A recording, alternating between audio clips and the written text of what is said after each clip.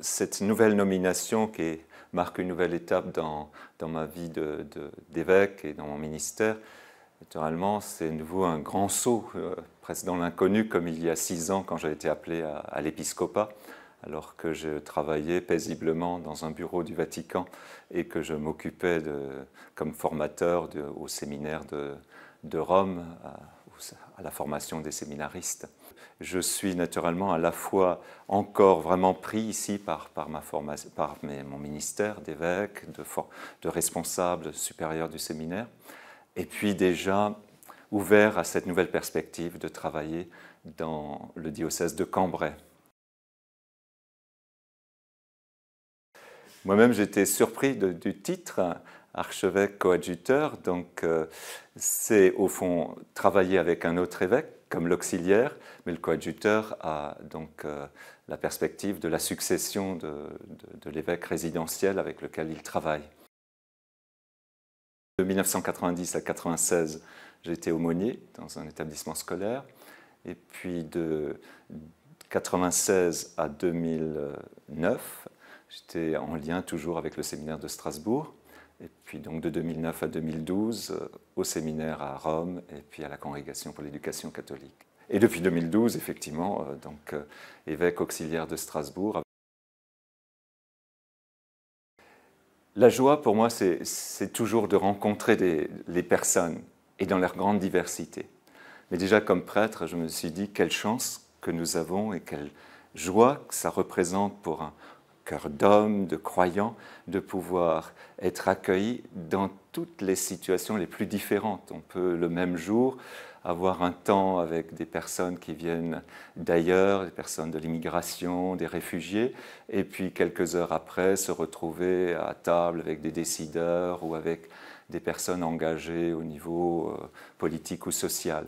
Le grand défi, je crois, aujourd'hui, ça me touche pour avoir toujours été dans les instances de formation, c'est l'approfondissement de l'attachement au Christ, la connaissance du Christ, à la fois, j'allais dire, intellectuelle et cordiale du cœur.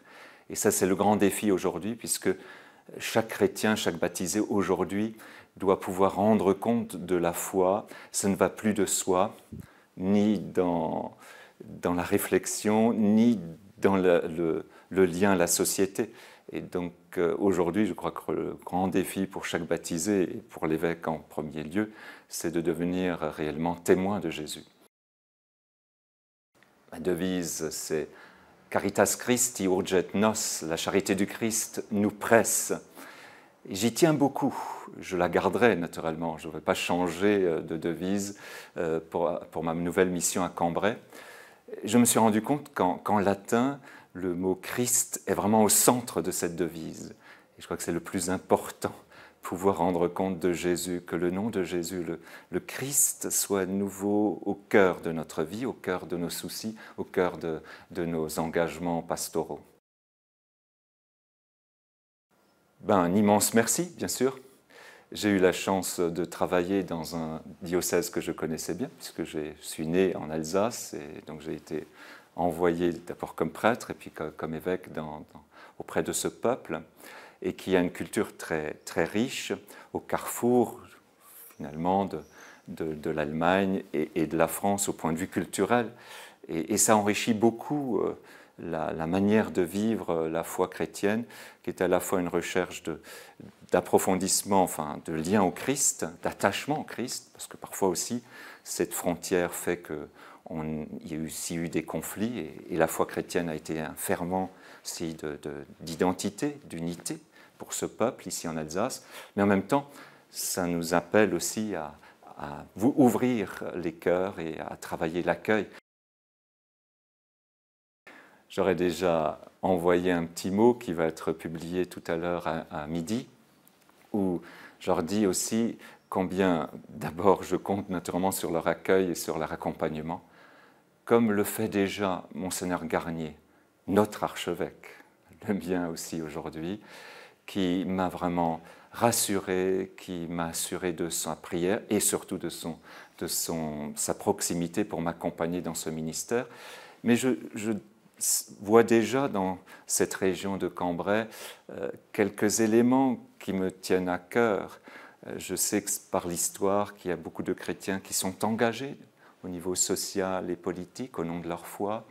Je vois aussi cette région proche d'un autre pays, la Belgique, et là aussi, culturellement, il y a sans doute quelque chose qui s'est passé comme ici en Alsace. C'est un attachement au Christ, malgré les difficultés aujourd'hui, mais aussi une capacité sans doute à s'ouvrir aussi à d'autres pays, à envisager les échanges culturels, les échanges aussi de foi avec que ce soit la Belgique ou sans doute aussi plus loin l'Angleterre.